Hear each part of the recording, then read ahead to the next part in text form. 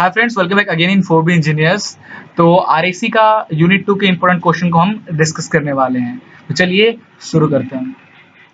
Okay तो guys, ये overall 12 question को मैंने इस यूनिट से उठाया है, जिसमें से सिर्फ 2 क्वेश्चन आपको रियलिटी में 2 या 3 क्वेश्चन आपको एग्जाम में आ सकते हैं। ठीक है, कौन सा सबसे ज्यादा इंपॉर्टेंट है और कौन सा बहुत ज्यादा इंपॉर्टेंट है, कौन से न्यूमेरिकल किस टॉपिक से आ सकते हैं, ये सब हम यहाँ पे डिस्कस करने वाले हैं। ठीक है, तो सबसे पहले तो एक काम करना, डिस्क्रिप्शन में मैं कुछ व्हाट्सएप के लिंक दिए हैं। 5-6 व्हाट्सएप ग्रुप है हम मेरे चलते, उसमें मैंने आपको लिंक दिए हैं। किसी भी ग्रुप में आप किसी एक ग्रुप में आप ऐड हो जाना। अगर आपको बाय डिफॉल्ट ऐड होते टाइम बताया कि ग्रुप फुल है तो कोई बात नहीं, दूसरे लिंक पे क्लिक होकर आप उस ग्रुप में ऐड हो जाना। सब सेम ही ग्रुप है, किसी भी एक ग्रुप में आप ऐड हो जाओ। ठीक है, तो जो भी हमारा नोट्स वगैरह है, मेंटेनेंस मैनेजमेंट का जो नोट्स है वो सब मैं वहाँ पे अपलोड करूंगा, या तो आपको कोई सजेशन हो गया, ये सब हम वहाँ पे डिस्कस करेंगे। लेटेस्ट अपडेट, जॉब अपडेट, जो भी न्यू अभी वगैरह आने वाला वो सब हम वहाँ पे आपको अपलोड करेंगे। तो आप व्हाट्सएप ग्रुप में जल्दी से ऐड हो जाए हमारे। ठीक है, तो यूनिट 2 का चलिए डिस्कस करते हैं अब हम लोग कि कौन सा क्वेश्चन सबसे ज्यादा इंपॉर्टेंट है और कौन सा नहीं। ठीक है, तो पहला क्वेश्चन जो हमारा है ये सबसे ज्यादा इंपॉर्टेंट क्वेश्चन है। तो इसका इसी नाम से, factor affecting the performance of a simple vapour compression system. इस पे ओवरऑल इसके अंदर 4 टॉपिक हैं और इसका मैंने एक लेक्चर बनाया है जो आई थिंक 15 या 16 मिनट का लेक्चर है, जिसमें मैंने चारों को एक्सप्लेन किया है कि अगर हमारा प्रेशर डिक्रीज हो जा रहा है इवापोरेटर का तो सीओपी के क्या इफेक्ट होगा, अगर हमारा एक्स्ट्रा सुपर हीट हो जा रहा है तो सीओपी पे क्या असर होगा, अगर हम अपने सब कूलिंग कर दे रहे हैं रेफ्रिजरेटर को तब उस केस में सीओपी का क्या बढ़ेगा, सीओपी बढ़ेगा या घटेगा। ये सब 4 टॉपिक है, उसमें मैंने डिस्कस किया और चारों टॉपिक बहुत ही ज्यादा इंपॉर्टेंट है। ठीक है, तो किसी क्वेश्चन कैसे बनता है, किसी 2 टॉपिक को लेके बोलता है कि आप बताओ सीओपी कम होगा कि ज्यादा होगा, तो दोनों टॉपिक को लेके आपको एक्सप्लेन करना था। इस पे वीडियो 2 यूनिट 2 का आई थिंक लेक्चर 3 या लेक्चर 4 है, तो ये तो देख ही लेना एकदम अच्छे से। ठीक है, सेकंड क्वेश्चन है हमारा, why throttling process is preferred over the isentropic expansion process in a vapor compression cycle।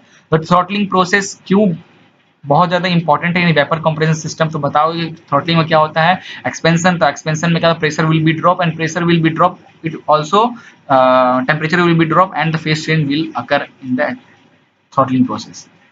तो ये बहुत इसलिए जरूरी होता है। ठीक है, नाउ थर्ड है हमारा, ये क्वेश्चन कुछ ज्यादा इंपॉर्टेंट नहीं है बट हाँ बोले तो 30% मैं इसको देता हूँ, बट ये क्वेश्चन 1 के किसी भी टॉपिक अंदर 4 टॉपिक है, इसको मैं 100% देता हूँ, कोई ये क्वेश्चन फंसने वाला है। थर्ड क्वेश्चन है 3 stage compression with flash chamber. इस क्वेश्चन को मैं 100 में से 60% दूंगा चांस कि ये आ सकता है।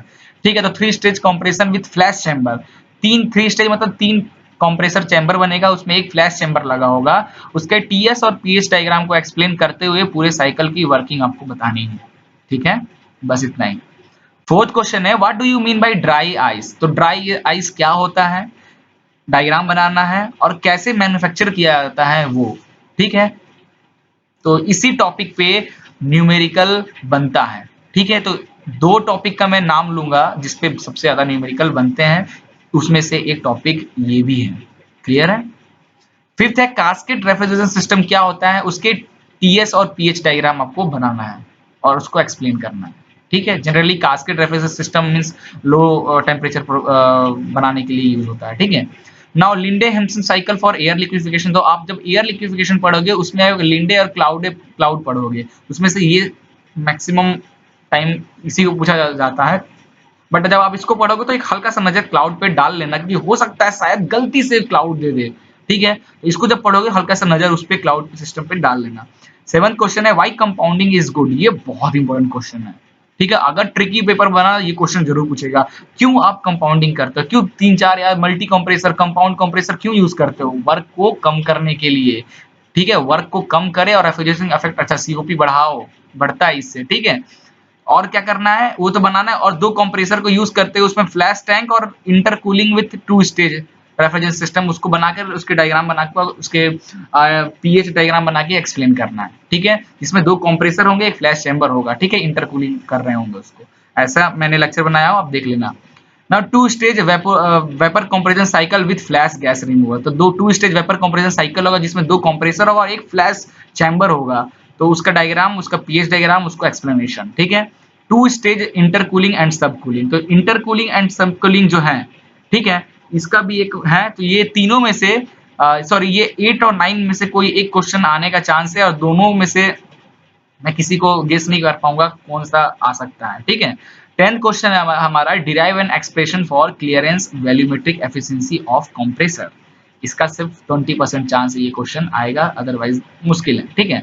Now simple vapour comparison cycle, उसके मेरिट डिमेरिट क्या है। जो सिंपल स्टार्टिंग का यूनिट स्टार्ट होती है, जो simple vapour compressor refrigerator system पढ़ोगे, उसका डायग्राम कैसे काम करता है, उसके ग्राफ टीएस और पीएच डायग्राम, और उसके मेरिट क्या डिमेरिट है as compare to vapour air compression cycle, ठीक है। तो इस टॉपिक से न्यूमेरिकल बहुत बनते हैं। तो अब न्यूमेरिकल हम डिस्कस करते हैं, किस टॉपिक से सबसे ज्यादा न्यूमेरिकल हमारा बनकर आता है। तो सिर्फ मैं 2 टॉपिक का नाम लूंगा। एक तो हमारा, आप जो सिंपल वीसीआर जब आप पढ़ोगे, दैट 11th क्वेश्चन, इसके न्यूमेरिकल तो एकदम अच्छे से आप देख लेना, 2-3 टाइप के न्यूमेरिकल आप देख लेना। अगला है हमारा 2 stage flash and water cooling, ठीक है। जब 2 स्टेज आप 2 कंप्रेसर लगा होगा, उसमें फ्लैश चैम्बर लगा होगा, और वाटर से कूल करने के लिए एक हीट एक्सचेंजर लगा होगा, ठीक है। तो इस टाइप के क्वेश्चन बनते हैं। आइस प्लांट से थोड़ा कम बनता है, बट चांस है बन सकता है, बट ये दोनों से ना सबसे ज्यादा क्वेश्चन बन के आते हैं। ये दोनों पे क्वेश्चन आप प्रिपेयर कर लेना, एक आध क्वेश्चन आइस प्लांट पे देख लेना। तो सिर्फ मैं ये 3 टॉपिक के एक एक न्यूमेरिकल आपको बोल रहा हूँ, सिर्फ देखने के लिए, सॉल्व करने के लिए नहीं, क्योंकि टाइम अपने पास नहीं है।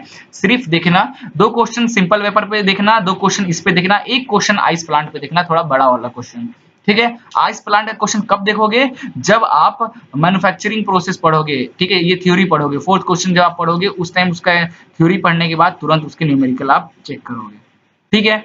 2 stage flash of water cooling, जब आप ये 2 स्टेज वेपर कंप्रेसर साइकिल पढ़ोगे with flash chamber, with intercooling, ठीक है, और विथ ये तीनों क्वेश्चन की जब थ्योरी पढ़ोगे, तो तीनों का आप थोड़ा एक्सप्रेशन देखने के बाद इस तीनों पे 2 न्यूमेरिकल लगा लेना, किसी भी टॉपिक से 2 न्यूमेरिकल लगाना, बाकी हो जाएगा क्लियर। और सिंपल जब आप 11th क्वेश्चन पढ़ोगे, तो उसकी थ्योरी पढ़ने के बाद 2 क्वेश्चन लगा लेना, 2 इस पे, 2 इस पे, 1 इस पे न्यूमेरिकल। 5 न्यूमेरिकल की बस प्रैक्टिस करना इस यूनिट से, और कुछ नहीं, और गारंटी लो 100% सक्सेस करोगे आप, ठीक है। यूनिट 2 का इतना ही क्वेश्चन है। नेक्स्ट लेक्चर में मैं आपको यूनिट 3 यूनिट 4 को बताऊंगा, ठीक है। Thank you.